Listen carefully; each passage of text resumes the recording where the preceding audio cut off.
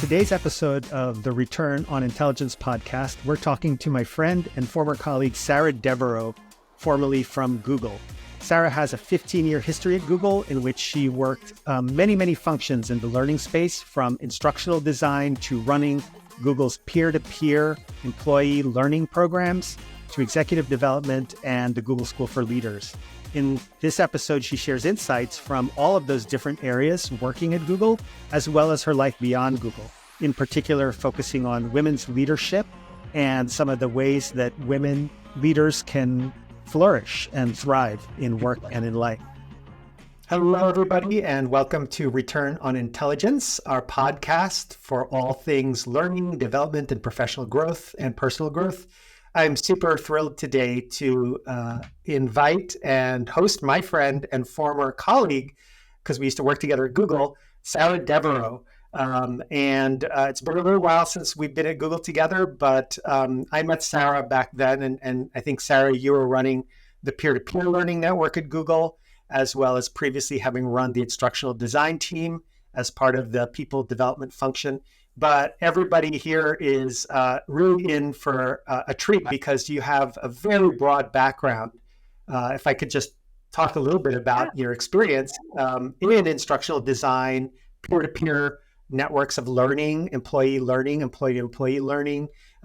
You had a job that I also held at some point at Google, which was leading executive development programs. You were a strategic leader for the Google School of Leaders, which was, again, senior development for the senior leaders at Google, and other strategic initiatives, including performance management. Altogether, about 10 years at Google.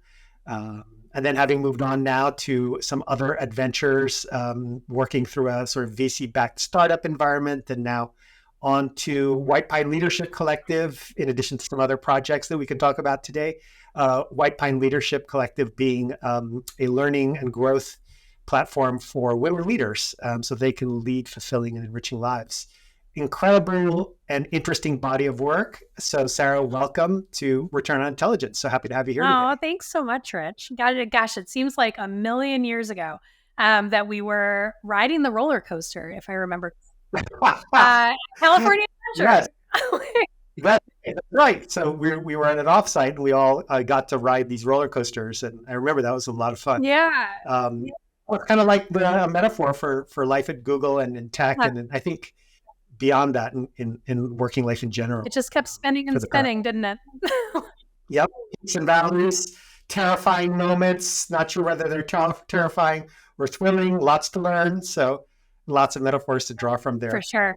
Sarah, tell us first of all where you're joining us from and then what you're working on these days. Yeah. Well, I'm thrilled to be here. Thank you so much for inviting me. I'm joining you from often beautiful and today very rainy and wet Ann Arbor, Michigan. So my husband and I are both from Michigan. We moved out to California in 2011, took a very brief stop in Colorado, and we've been back home outside of Ann Arbor for the last 2 years. And that kind of leads into one of the things that I'm working on. So we have a 20-acre farm that we are working on building and cultivating and hopefully turning into an actual business. And then I also do leadership coaching and strategic advisory for people and culture teams. So helping folks to kind of build sustainable and healthy practices for effective teams, as well as maybe unwind some practices that aren't super sustainable or healthy. And then, White Pine Leadership Collective is my third business. And so focused on helping women leaders to live and work at their best, because why not? We do way too much. And we have so much of our energy invested in our jobs. We need to make sure that they're building our energy and not depleting our energy. Amazing. So farming vegetables, animals, and helping people farm their lives, I guess it sounds like. The amount that I have learned about leadership and about self-awareness and about just self-improvement through farming has been honestly like pretty bananas. It's been really crazy how much we've been able to grow ourselves, like just as people, by trying to grow things in the dirt. Yeah. Wow, that's amazing. Yeah, it seems like an endless amount of things that we can learn about ourselves and how to just lead fulfilling lives and lead with impact, I think. One of the things that I wanted to ask you about, and that might be of interest to our listeners, is that if we go back to the work you did at Google, because you were there for the better part of, I'd say, pretty much a full decade, if I remember correctly, right? 15 years. Oh my gosh. Oh, I couldn't believe it. When I left, I was like, that can't be right. It was just shy of 15 years, but that's right. But yeah, right. I left right before my 15th anniversary. Wow, right. Because now I'm remembering, right. Because you had also, before I got to work with you there, and when I met Sarah at Google, I was running executive development. But before that, you had a career in sales training, if I remember correctly, and AdWords, helping people with like those functionalities from an upskilling perspective as well. Is that right? Yeah, I started as a customer support rep. I answered emails. I was a triple chatter. And I used to answer the phone and say, thank you for calling AdWords. This is Sarah. How can I help you? And then I moved into training, literally because there were too many new hires. And the person who was running the Ann Arbor office at the time was like, you seem nice and smart and like you know what you're doing. Would you like to be a trainer? And I never really saw myself like sort of in a training or educational capacity. I always considered myself a salesperson. But then I just completely fell in love with it. And after the 3-month special assignment was over, I basically went into his office and I'm like, I literally don't care what you have me do. And I don't care how much you pay me. Please let me keep doing this job. I absolutely loved it. Okay. So you kind of fell in love with training, development, that whole endeavor. And I guess that put you on the trajectory you're on. It's kind of kept going. So you did some instructional design work and then led the team in that.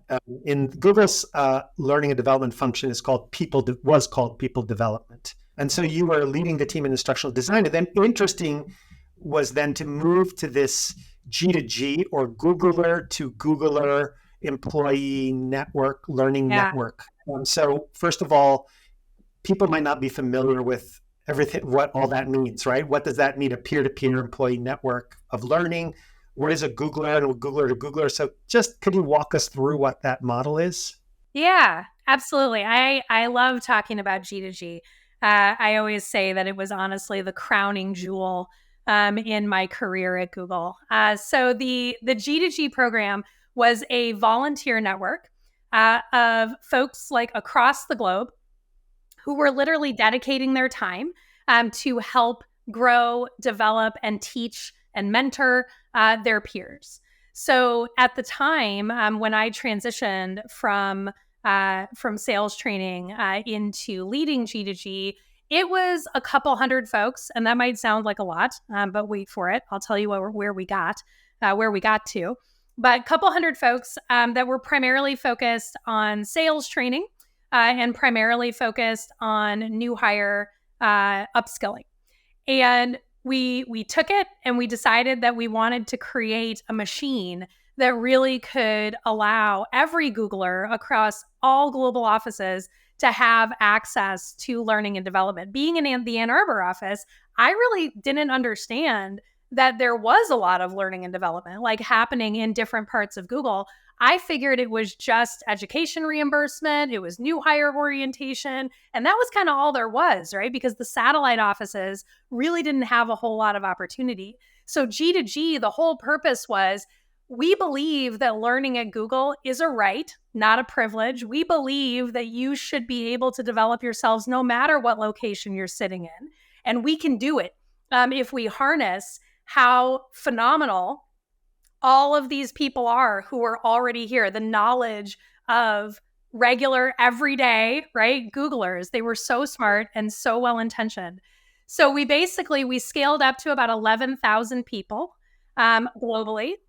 We were represented in, obviously virtually, but also in about 108 offices across the globe. I think there were only like 112. So there were only a few offices where we didn't have G2G representation. And at the time that I left Google, over 85% of all training that happened at Google, whether it was one-to-one, whether it was virtual, whether it was an instructor-led, whether it was live instructor-led, e-learning, 85% of all learning that happened at Google happened through G2G. Like that's how Google did learning. And during the pandemic, that's how it all continued, was through the G2G program. So I'm sure people listening to this are, first of all, perhaps astounded as I am. I didn't actually realize it was that scope, although the very thing that I run today, SIY Global, SIY was, I think, perhaps one of the biggest, we'll talk about that in a second, the biggest components of the curriculum that was being taught. But before we get to that, one of the things you said was a volunteer network of Googlers. So Googler is a Google employee. G2G is Googler to Googler. Googlers teaching Googlers as a volunteer network for learning and development. So when you say, can you define the term volunteer? This wasn't their day job, right? They weren't like 11,000 learning and development trainers who were internal employees. So tell us about that volunteer workforce, if you will. What motivated them? What enabled them? How did they get the air cover, the buy-in from their managers to do it? What outcomes did we see? Why and how did this all happen? Oh yeah. Okay. So this is a winding and circuitous path. We got time. You can go on here, Rich. So I'll start with the composition of the G2G network overall. So no, to your point, these folks were not full-time learning and development, facilitators, instructional designers, mentors, coaches. These were software engineers and customer support representatives and direct sales account managers and VPs, within marketing and engineering. We had folks all the way from some of the lowest levels at Google, all the way up to SVPs that reported directly into Sundar, who were participating in the G2G program as volunteers. And for some of them, they were doing it at a really small percentage, like 3 or 5%, right? For others, they were doing it more in a 20 or 30% capacity. So it all depended on what kind of support they could get from their leaders, from their organization, from their managers, and also what they were willing to do as part of their allocation, part of their official capacity. So is my manager willing to set aside time for me to work on this? Or am I just so passionate about this that I'm willing to do it in addition to my 100% full-time role? And when G2G first started, the latter was more of the norm. So people were volunteering for this thing and they didn't have approval. They didn't have set aside capacity. They were doing it on top of everything else. I remember I used to schedule meetings with the G2G communities around the world at like 8 or 9 or 10 p.m. Eastern, because so many of the folks that were volunteering in our West Coast offices had to meet after work because they weren't allowed to be doing it during work. So it wasn't always like this rosy fairy tale. We got to a point, however, where we were able to show through some pretty robust data and analytics that not only did people love doing this, but they were providing a huge amount of value to the organization. And we were able to put dollar signs behind it. And we were able to show that if you participate in G2G, like it is a statistically significant fact. There is a relationship between G2G participation and higher performance, and also higher engagement, better retention, and promotion. And if you're a manager who's participating in G2G, then your scores in terms of your employees and your team's happiness and your team's effectiveness, those also went up. So there was kind of this misconception out there that if you participated in G2G, that was going to take away from your core role, that it was going to take time away, it was going to take focus away. And what we proved by working with the people analytics team was that it didn't. It enhanced your core role. You're a better performer. You're a better asset to the company if you're allowed to participate in this program. That's amazing. And that answers the with him, what's in it for me question for the person, their manager, and the organization. All of those three different levels, it sounds like. And then it sounds so good, it's almost hard to believe. Why don't people do this more, you think? Yeah. So I think that gets down to the motivation piece as well, which I want to touch on. But one of the things that we ran into that was really problematic, like right from the beginning. So there was this huge reorg, you remember from like your days at Google. For anyone who hasn't worked at Google or hasn't heard this before, there's this joke, it's kind of like Michigan weather. If you don't like your team or you don't like your manager, just wait a hot minute. Like it'll change. I went through 17 reorgs in 14 and a half years. And I was part of a reorg and they were like, what do you want to do? Like you're no longer going to manage the instructional design team. I had just gotten everybody moving and everybody was shaking and it was great. And they're like, what do you want to do now? I said, I don't know. I wasn't expecting this. What do you want me to do? They're like, well, you can go be an HRBP or you can go be a OD practitioner, organizational development. You'd be good at that. I'm like, yeah, all right. And then they were like, or you could run this program that's kind of failing right now. Like we've got this G2G thing and it's fine, but it's really stagnant. It's not expanding. So I was like, all right, cool. I'll go do that. HRBP and OD practitioner, like roles I had done before. I was like, all right, I don't want to do something I've done before. I want to do something different. So I got into the G2G thing. And the first thing I noticed, was that we were trying to control these people. Like there was so much like quality assurance and like hoops that you had to jump through in order to be accepted into the program. And you had to meet all of these criteria and all of these requirements to teach a 2-hour presentation skills course. Okay, let's put this in perspective. You had to be at Google for at least 2 years because apparently you could have never presented outside of Google. No. Never. Exactly. Google. You had to be at Google for at least 2 years. You had to have strongly exceeding expectations on your performance review for at least 3 cycles. You had to so the 10% of the workforce, you have to be the top 10% of a very highly skilled workforce. Yeah. Okay. You had to have explicit manager approval. You had to participate for at least 20% you had to have 20% capacity available. And at the time, you had to go through a 3-day upskilling facilitator training that was only offered in Mountain View, but we're not going to give you any budget to travel here unless your manager approves it. So it was just the amount of requirements was really ludicrous. And a lot of it was because, the sponsors of the G2G program wanted all of these assurances that people were going to do a great job. They were like, well, we need to make sure that we have quality assurance. We need to make sure that we're making it hard to get in here. We want people to know that they need to take this seriously in order for them to participate. There was even a portion in G2G's history where you were only allowed to participate if you had HRBP nomination. So not only did you have to do all this other stuff, but your HRBP needed to know you. I had no idea who my HRBP was in 2008. We were still the Wild West in 2008. So you had to be nominated and they didn't take volunteers. So you were like completely removing the magic. The magic is that imaginable, right? Because of why? Probably because it's what they call a CYA strategy, which is a cover your assets strategy. Assets strategy.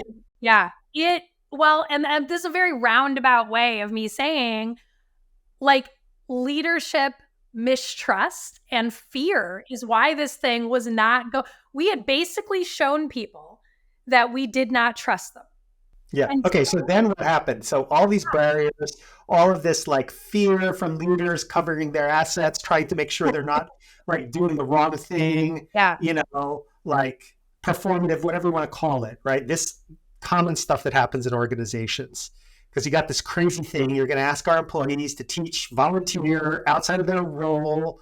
So how did you get it going? And this is a question perhaps that's broader for the audience too. Like, how might you get something like this going? How did you get it going? Yeah. So similar question, two different answers. So the first one, how I did it, is not necessarily how I would recommend doing it.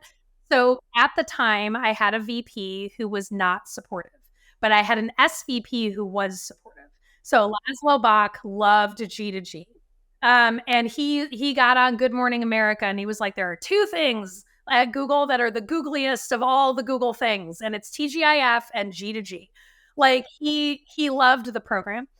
But I had a VP who didn't, and I had to, go through her and her leadership team. And she was very command and control.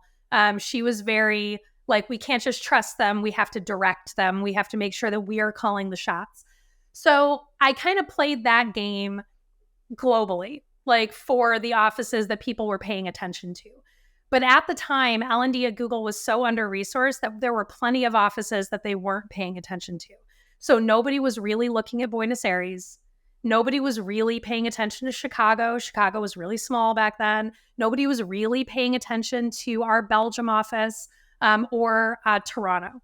And Toronto was really close to Michigan, and I knew a lot of people. So basically, I played the game the way I was being told to play the game, and I executed the way I was being told to execute in the offices that people were paying attention to at the leadership level. And then these other offices where nobody was watching, I ran pilots, and I ran them for a year.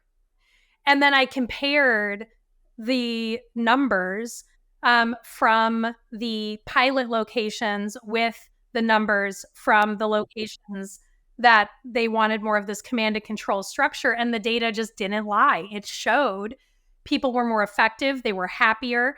We were spending less money on learning and development because we had this amazing course and this amazing program of people that were offering this stuff.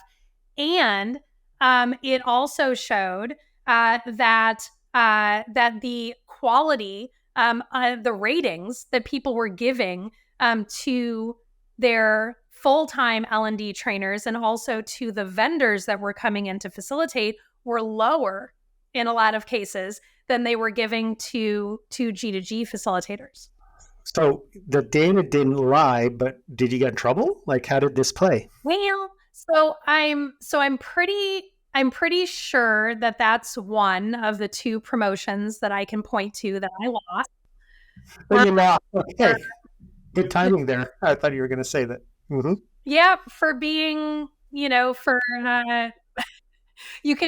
can cut this if needed. My grandfather, when I was little, always used to call me a shit disturber, like in a good way. And for being a shit disturber, for being, for being a little bit too bold, perhaps. That's one of my two promotions that I'm pretty sure I lost for pissing somebody off. All right. But you asked for forgiveness rather than permission. I did. And some experiments, compared them to kind of like the status quo. And the experiments seem to really suggest that this is a really impactful way to go. And so it wasn't months of data. It was a year. A year of data, yeah. Yeah. So what happened next? Where did you go from there? So from there, it just exploded. So we had, at that point, we had scaled up to about 800 facilitators globally in the first year. In the second year, we went past 2,500. So we went from 800 to 2,500 facilitators in the second year. And then between year 2 and 4, we hit 7,000. And it just kept going. So when I left Google, in 2021, 10 years of G2G, it went from a few hundred when we started in 2011 to over 11,000 in 2021. But I wouldn't recommend necessarily taking that approach to folks.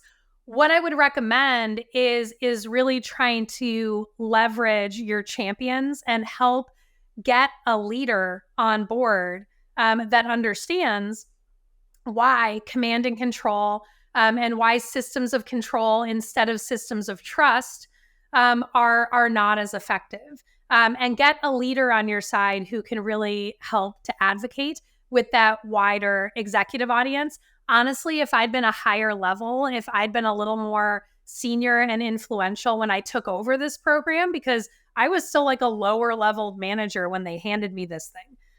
If I had been a little more confident in my own ability to leverage Laszlo's support, I think I would have tried to use that connection more skillfully than I did. Got it. Okay. So some good tips in there though, like, find a champion, an advocate, work on cultivating that relationship as well. Let the data speak sort of the truth of the impact that is actually happening, which might be a way to maneuver around politics. Of course, the data don't lie. And in your case, the data was showing, as you said, tremendous impacts at all levels for the individual, the organization, for ROI and everything. Yeah. Well, and I think, I mean, one of the things I've rolled G2G out in numerous organizations since leaving Google with some of my clients. And one of the things that I've noticed is that for clients where leadership is resistant, if you can at least run a pilot, like try to run it for a handful of courses, or try to run it for a particular function or department within the organization. And there's a lot of information available. I wrote about it on Google's rework site. Laszlo included it in his book, Work Rules. There are a lot of resources out there. You can, of course, bring in an external expert, but there's a lot out there that's just available on how to implement this program internally, and how to get the support that you need to do it. Right, the peer-to-peer learning, network, exactly. And then what were the characteristics? And here it's a leading question, and of course it's going to lead to some of the work that we've worked on together, because SIY, Search Inside Yourself. Also, we had creative skills for innovation. These were, I think, the two biggest, most sort of compelling network topics that were being taught. What do you think made that the case? And why did people gravitate towards these things so much? Yeah. Oh, great question. So yes, Search Inside Yourself and Creative Skills for Innovation, which was Google's design thinking and innovation course. They were neck and neck. It was like SIY was number one, and then CSI was number one. And then like you all would go back and forth in terms of the number of facilitators and just the sheer volume of programming being delivered. And then SIY did pull away. So I think CSI topped out in kind of the 200 range, and SIY had over 450 facilitators globally. And I think the reason that people gravitated so much to these programs was the impact that they were able to create with them. They saw the tangible results of being a better innovator, right? Being better at design thinking and systems thinking and being able to think more creatively. They saw the impact of the mindfulness and the self-awareness practices that SIY was bringing to folks. I remember when we started talking about including SIY in the G2G program, and we were going to start creating, the job description and like figure out what the interview process looked like and the application process. We had wait lists to attend SIY classes that were over 200 people long. People were waiting years to get this kind of content. And the folks who had gone through the program, I went through the program before it became a G2G led offering. It was so clear when you finished the curriculum how like life-changing it was. It wasn't just career and work changing, it was life-changing. And I think like as a graduate of SIY, you just wanted to figure out how you could get it to more people, because like work and the world and everything is going to be so much better if we can just get this to more people. And so SIY exploded, I think, because of the impact and just kind of the benefit that it was able to create. Yeah. Yeah, something we aspire to today. Just in full disclosure, I run SIY Global. I did not ask or didn't say all of those things, but SIY is this program that had that success at Google and now beyond Google. So really cool to hear about that, and the design thinking, of course, the creative skills for innovation, being things that really piqued people's interest and then drove that level of peer engagement across the organization. So. So tell us about then, you had many iterations after that. You worked you ran executive development programs, which is something I was familiar with as well. And then you were working at the Google School for Leaders. What are some of the key learnings from that time and those experiences? Yeah, great question. So I think, after I got back from my first maternity leave, and I was still leading G2G, and I think I had like this sort of realization that they didn't really need me anymore. I was looking at what my interim lead had done. And I was like, wow, you guys, like, this is awesome. Like, you did such an amazing job. Do you want to keep doing this job? And she was like, yes, I do. I like, this has been great. I've had such a great time. I'm like, I did this for 5 years and it's probably time for me to do something else. Now, in full disclosure, I had also started thinking about what my life after Google was going to look like. And one of the things that I had a lot of ambition around was helping leaders and helping female leaders in particular.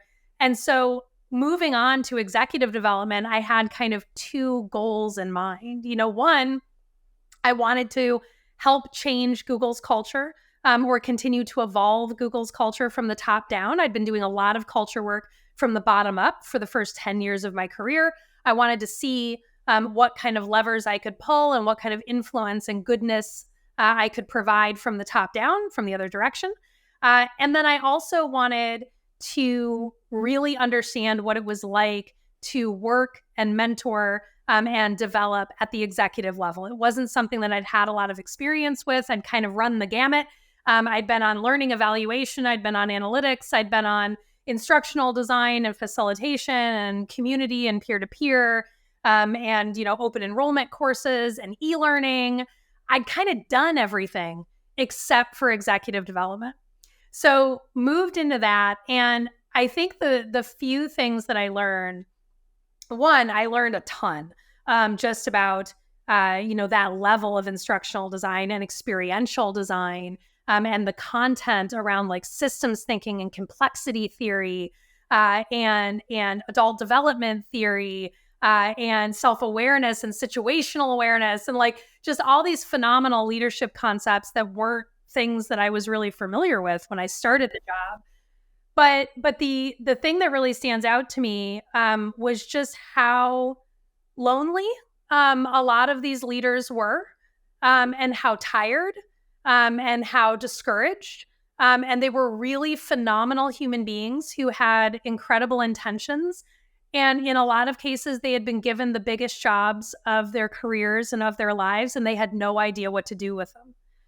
And they just didn't know how to ask for help. They didn't know what skills they should really be cultivating. They were trying to do things that worked for them at a senior manager level as a director or a senior director as a VP.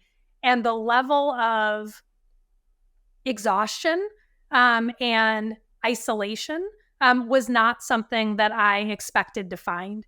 I thought these people were all just going to be like top of their game and like, what could we possibly teach them? And the amount of need that existed for support at that level surprised me and also inspired me to continue to cultivate the next chapter in my career around serving that need. Yeah, absolutely. They say leadership is a lifestyle choice. There are so many demands, so much complexity to navigate, the stressors. Some people thrive in that environment, but it's not without its cost. And so how do you get support for the leadership tax, if you will, that comes along with that lifestyle choice? And so you were in executive development, then worked on strategic initiatives for the Google School for Leaders. And then you eventually moved beyond Google. So tell us about that transition. I know you also went through a sort of VC-backed startup and now also really focusing on perhaps your work with White Pine Leadership Collective. So if you could just trace that arc for us, that would be great. Yeah, sure thing. So I ended up stepping out of executive development programs and working on strategic initiatives, and then also I was on the task force that redesigned Google's entire performance management system.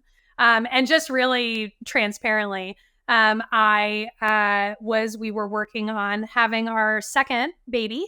And the job was really demanding and really stressful. And I had a miscarriage. And it was very painful, both emotionally and physically. And my husband and I made the decision that in order for us to, be successful in having and expanding our family, that I was going to step back from management and leadership into an individual contributor role, at least in the short term. So I moved into the performance management revamp effort. And that was absolutely fascinating. I had never worked on something that was truly Google-wide before and was sponsored by the CEO and the C-suite that literally touched the lives of every single Googler. So that was incredible. And then when I got back from my second maternity leave, we were successful. We have 2 kids, awesome little girls.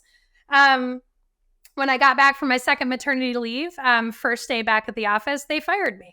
So I was part of one of the very early pandemic layoffs. So I was laid off with about 60 other people across people operations within, I guess it was October. I think it was October. Yeah, October of 2020. And then oddly enough, I walked into this breakfast that I had scheduled with this friend of mine who wrote a book. And he's in Denver and I'm in Boulder. And and he goes, "Hey, when you get back from mat leave, let's make sure we get together for a meal." So we had previously had this breakfast scheduled the week after they laid me off. And so I walk in and I'm like, "Erin, you're not going to believe this. They fired me." And I'm like, honestly, I'm not all that surprised. I'm just a little surprised at the timing. But I have no idea what I'm going to do next. And so he was starting up this venture-backed pre-revenue SaaS startup focused on working agreements and participatory governance and consent-based decision-making. And he was like, "Oh my God, come work for me." I'm like, "Okay, what am I going to do?" He goes, "I don't know." He goes, "Just come work for me.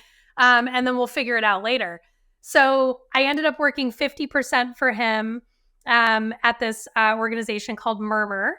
And it was incredible. So Erin Dignan was the person that hired me, good friend of mine. We're having breakfast next month, actually. But yeah, he hired me at Murmur, and I learned a ton about go-to-market and building a software solution from the ground up, and about venture-backed or projects, venture-backed startups, which I had no exposure to before. And it was absolutely fascinating. And after about 2 years, I wasn't really learning anymore. I had been doing, my leadership and my learning and development work, in the other 50%. So I was working part-time for Murmur, part-time for myself. And I was realizing that my energy was really much more so in that leadership and learning and development space. So I thanked everyone for all the fish, and I left in January of 2023. But yeah, it was a great move and it was a great transition. But leaving Google after 15 years was hard. Even though I was ready, my shelf life, I had expired, Rich, a solid 4 years earlier. Sure. But thank you for all the fish. Love the reference. So probably you gathered a lot of fish at Google through your experience at Murmur, which leads you to today. Yeah. And it really, from what I know of White Pine Leadership Collective, you're integrating a lot of those lessons specifically for women leaders to live enriching lives. But why don't I let you tell it and share just a little bit about the work there in the time that we have left? Yeah. Um, yeah. So White Pine Leadership Collective is one of three businesses that I have. So we have our farm, which we have incorporated into a full business. So Canna Hill Farm for our canna lilies. We do some flower farming. I have 1,500 rhizomes to get into the ground next week. So that'll be a fun and dirty job. And then I also do Third Coast coaching, where I do leadership coaching as well as strategic advisory for people and culture teams. But then, yeah, the White Pine Leadership Collective thing was really born out of this really just serendipitous connection between me and two other former Googler women. We didn't even know each other inside of Google terribly well. Nikki Patterson, she and I had at least heard of each other. We'd kind of worked on similar teams, but we weren't really connected very much. We'd maybe spoken, a handful of times in 15 years. And then Stacey Kulongowski, she actually joined the Ann Arbor team right as I was leaving and heading to California. So she and I never overlapped at all. And Stacey was leaving Google, and everybody kept saying, "Oh, Sarah, have you talked to Stacey K? Stacey K is leaving Google." I had like 5 conversations with people that kept telling me, "Oh, you really should reach out to Stacey K. Did you hear?" I'm like, "Who is Stacey K? I have never heard of this woman, and everybody thinks I know her." And at the same time, people were saying the same thing to her. "Hey, if you're looking for advice on starting up your coaching business, or you're looking for advice on just life after Google, talk to Sarah Deveraux. Have you reached out to Sarah Deveraux?" And Stacey had no idea who I was either. So our emails like crossed in the same week, reaching out to each other. We sat down at a coffee shop. 45 minutes quickly turned into 3 hours. And we realized that, one, we were both really passionate about helping women leaders who perhaps had been told that they weren't enough at some point in their career or life, or perhaps had been told that they were too much. I was often told that I was a little aggressive, I was a little assertive, I was a little gritty, and maybe I should tone it down a little bit. So we realized that we had this common passion to do something to help women that fit this profile. And we both knew Nikki Patterson. Stacey had actually worked with her, a bit more than I had. And we had both connected with Nikki just recently. So we all got together, and 3 months later, we had a curriculum for a 2.5-day women's leadership and transformation workshop, which we're running our second cohort in just a couple of days. And we also had a business. So we decided to form White Pine Leadership Collective, and we do these open enrollment workshops. We do one-day events in various locations. So far, primarily in the Midwest, but we're looking at Salt Lake City and Phoenix, and maybe heading down to New Mexico, in addition to kind of the Detroit and Chicago and Indianapolis area. And then we also do individual and team coaching, as well as running custom workshops focused on women in leadership and working and living at your best for our corporate clients. Amazing. Wonderful. Well, it is such a joy to hear. And hopefully, the participants here listening today also were able to just hear in your arc an amazing journey as a learning leader and facilitating the learning of others, helping the others be their best. So I can't thank you enough, my friend, for joining this conversation. It's really great to reconnect with you. Wishing you all the best. And anyone who's listening, you'll be able to find information about Sarah's work, our work as well at SIY in the links that'll be part of this podcast, as well as more on absorb.com. So thanks for being with us today. And for everyone who is on this learning journey, as we all are, love to say onward. So thanks again, Sarah. I really appreciate you having me. And I really appreciate the work that you all are doing at SIY Global. I think that I'm sure we'll find a reason to do something together in the future, Rich. Yes, I imagine so. Yeah, highly likely. All right. Thanks a lot, my friend. Thanks, everyone. Have a good day.